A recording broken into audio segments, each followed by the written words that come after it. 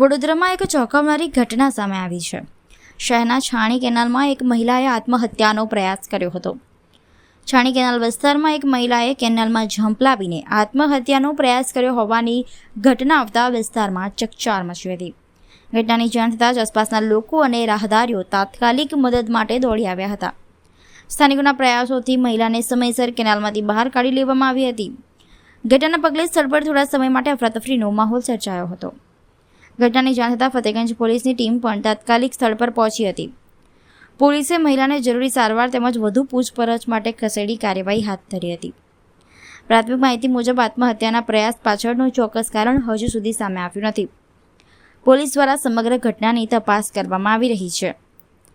સ્થાનિકોની સમયસરની સતર્કતા અને બચાવ કામગીરીના કારણે મહિલાનો જીવ બચી ગયો હતો, જેના કારણે એક મોટી દુર્ઘટના ટળી હોવાનું માનવામાં આવી રહ્યું છે.